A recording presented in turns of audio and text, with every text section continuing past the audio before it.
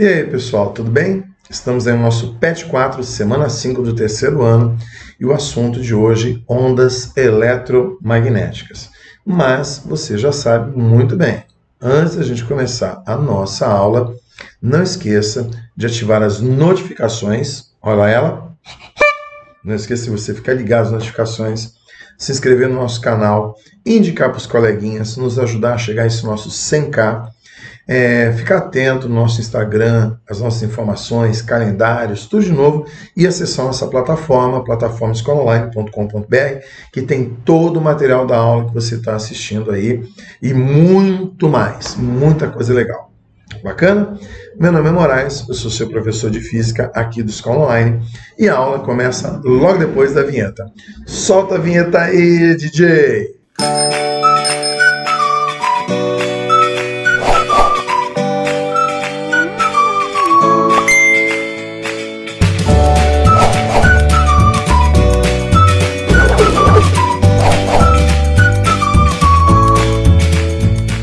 Então vamos lá. Vamos começar a aula imaginando que você esteja na beira de uma piscina, a aguinha parada, tranquilo, você do lado de fora, pega um pedacinho de madeira, uma barrinha e comece a bater na superfície da água. O que você vai produzir sobre a superfície são ondas, legal? Agora imagine que você pegue uma barrinha metálica, carregada eletricamente e comece a sacudir de um lado para outro. Dependendo da velocidade com que você começa a sacudir de um lado para outro, você vai começar a produzir ondas eletromagnéticas. Verdade. Por quê? Para você produzir ondas eletromagnéticas, basicamente, você precisa ter a sobreposição de um campo elétrico e de um campo magnético. A grosso modo, um campo elétrico é produzido quando você tem uma carga parada, e um campo magnético é produzido quando você tem uma carga em movimento. Então, o fato de você levar essa barrinha eletrizada para um ponto, parar e mudar de sentido e levar novamente a outro ponto, produz sucessivamente carga parada, carga em movimento, carga parada, carga em movimento.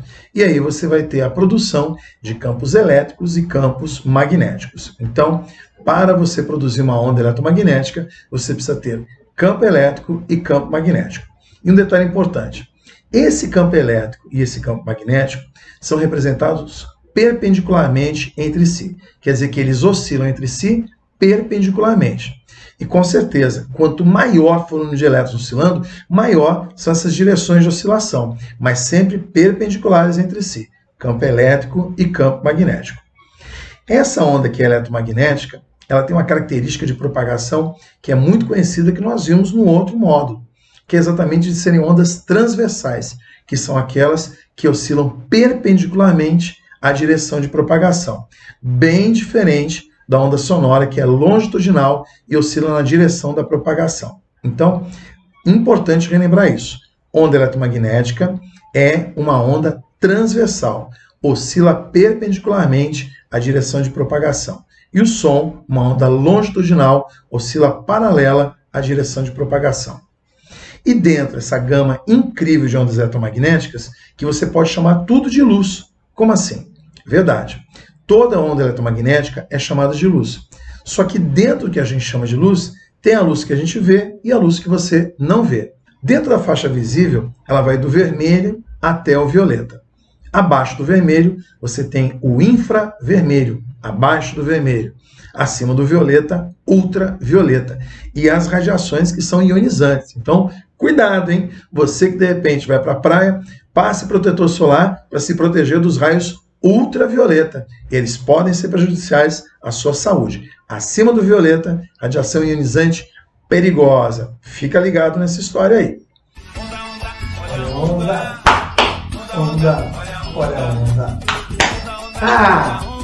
É nesse ritmo, é nessa batida que nós vamos dar continuidade à parte de ondulatória, e hoje nós vamos trabalhar com a equação fundamental da ondulatória. Essa equação, ela relaciona grandezas que caracterizam uma onda: velocidade, comprimento, período e frequência. E onde tem uma equação, certamente tem uma representação gráfica. Então, o grande lance é você saber mexer com essa expressão e também saber ler essa expressão quando ela estiver representada graficamente. E para isso, nós vamos fazer uma representação clássica da onda aqui para você. Legal? E à medida que você lê esse gráfico, você pode, de repente, determinar número de bits por segundo, frequência cardíaca, sintonia de uma rádio. Espera um pouquinho. Você falou em frequência cardíaca, é isso mesmo, verdade. A taxa de transferência de dados, BPS, é isso mesmo. É que essa expressão que a gente tem, que é a equação fundamental da ondulatória, e essa representação, ela não é única e exclusiva de ondas mecânicas ou eletromagnéticas. Esta representação e essa expressão são utilizadas em fenômenos que você vê no cotidiano. Fenômenos que são repetitivos e que têm características de uma onda. Vou te dar um exemplo. Ola da torcida, o Enem já pediu. Frequência, período da caminhada de um atleta, número de vezes que ele está batendo com o pé direito numa caminhada, numa corrida, tensão, frequência da elétrica de uma residência. Então você vê vários exemplos em que você utiliza características de uma onda e representação também de uma onda. Então é muito legal porque tem muita coisa do cotidiano para você poder aplicar nessa parte. No gráfico, você tem o eixo vertical e o eixo horizontal. O eixo vertical, ele vem com a informação da característica da onda que a gente chama de amplitude e que não está envolvida naquelas grandezas que inicialmente eu te falei. Então, não está associado necessariamente à velocidade, ao comprimento de onda, à frequência e o período. A amplitude está associada à intensidade. Você deve guardar essas duas palavrinhas que são sinônimos em dia de prova. Amplitude e intensidade. Vou te dar dois exemplos clássicos. Amplitude ou intensidade para onda mecânica e para onda eletromagnética. Onda mecânica, que é sempre bom você comparar, é o som, uma onda mecânica. Então, quando você fala em alterar a amplitude, a intensidade do som, você está mexendo no volume do equipamento. Então, você está aumentando o som da sua televisão ou diminuindo. Quando você aumenta a intensidade, você está produzindo um som forte. Quando você diminui a intensidade, diminui a amplitude, você está produzindo um som fraco. Você nota que entre um som forte e um som fraco, em nenhum momento mudou a frequência com que eu estou emitindo o som e nem a velocidade de propagação. Está associado, sim, à energia utilizada na produção desse som. Onda eletromagnética, luz, está associado ao brilho que você tem da luz. Uma lâmpada amarela de 40 watts, uma lâmpada amarela de 100 watts. Elas têm a mesma frequência, afinal de contas, são amarelas. Então, se elas têm a mesma cor, elas têm a mesma frequência, só que elas não têm a mesma intensidade, não têm a mesma amplitude. Show? Quando você estiver representando a amplitude, no eixo vertical vai estar marcada a unidade em centímetro ou em metro. Uma unidade de comprimento que nada tem a ver com o comprimento da onda, e sim com a variação da amplitude do ponto de equilíbrio até as extremidades onde ele oscila. Então, de um ponto de equilíbrio, o maior valor possível no lado positivo que você adota, a gente vai chamar de A+. E do ponto de equilíbrio até no outro sentido, a gente chama de A-. Esse A+ e A- são os valores máximos da amplitude representada na sua onda. No eixo horizontal, a gente tem que ficar muito atento. Por quê? Porque no eixo horizontal da sua onda, você pode ter que representar ou o período ou o comprimento de onda. Como é que eu vou saber? Vai estar escrito no dia da prova. Então você vai prometer para o seu tio que olhou para o gráfico, para a representação da onda. Eu olho na vertical, sei que está associado à amplitude, mas o eixo horizontal pode ser período ou pode ser o comprimento de onda. E por falar nisso, vamos recordar que o período está associado à duração de um fenômeno. E a frequência está associado ao número de vezes que ocorre um fenômeno dividido pelo intervalo de tempo. Então, Você pode parar, olhar na rua e contar o número de carros que passam no intervalo de tempo. Você vai ter a frequência tranquilamente. Ah, mas eu aprendi que frequência é 1 sobre período. Verdade. Quando você trabalha com 1 sobre período, esse 1 equivale a um fenômeno completo, uma oscilação completa, dividido pelo tempo gasto. E o nome que a gente dá ao tempo gasto em um fenômeno completo, numa oscilação completa, é o período, representado por esse T grandão. Então, frequência é sempre dado pelo número de vezes que ocorre um fenômeno, dividido por um intervalo de tempo. Unidade. No sistema internacional, a frequência é dada em Hertz. Hertz é aquela unidade que foi batizada do segundo a menos 1. Então, segundo a menos 1, para não ficar um número muito feio, batizaram de Hertz. Mas você pode dar frequência em rotações por minuto. Você pode dar frequência cardíaca, batimentos por minuto. Bom, se no eixo horizontal não estiver representado o período, vai estar representado o comprimento de onda, que está associado à distância entre dois pulsos consecutivos, que está associado à distância entre duas cristas ou dois vales. Mas como assim? Bom, vamos imaginar que você tenha uma circunferência e eu vou dividir essa circunferência em 4 partes iguais. Ou seja, quando eu der uma volta completa, eu tenho que ter utilizado os 4 pedacinhos. Então, numa onda, quando você tem esses 4 pedacinhos consecutivos, você tem um fenômeno completo, você tem uma oscilação completa. Então, 4 pedacinhos consecutivos sempre vai estar associado a uma oscilação ou um fenômeno completo. E dentro desses 4 pedacinhos, você pode ter a representação ou do período ou do comprimento de onda.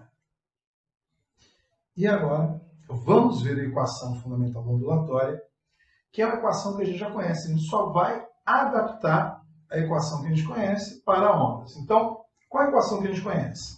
Velocidade é o espaço percorrido pelo tempo. Legal? Só que o espaço percorrido associado à onda é o que a gente chama de comprimento de onda. E o tempo necessário para que você tenha essa distância percorrida é o que a gente chama de período. Então, a velocidade de propagação será o comprimento de onda pelo período. Ou ainda, como o período pode ser dado como 1 sobre a frequência, a velocidade de propagação da onda também pode ser dada por V igual a lambda F. Então vamos lá, pessoal. A sugestão de resposta para a atividade 1, que começa dizendo o seguinte: uma onda de rádio de comprimento 3 × 10 a décima nanômetros, onde 1 nano é um prefixo, vale 10 a menos 9 metros, se propaga no vácuo com velocidade c, onde c é a velocidade da luz, que vale 3 × 10 a oitava metros por segundo. Ele quer que você calcule a frequência dessa onda de rádio. Tanto para a onda eletromagnética quanto para a onda de rádio, você já tem uma expressão conhecida como vem lambda ferida. É o V lambda F, que nós vamos botar aqui. Ops, pequena falha, mas está ela aí colocada para você, V lambda F. Onde que você quer saber é exatamente o F. Então, velocidade 3 × 10 a oitava, o comprimento 3 × 10 a décima, vezes o nano, que é 10 a menos 9 metros. Lembre-se que tem que ficar em metros por causa do sistema internacional, tá? Então, não é bobeira, não é frescura, temos que obedecer os prefixos a serem utilizados. Posso simplificar esse 3 de cá com 3 de lá.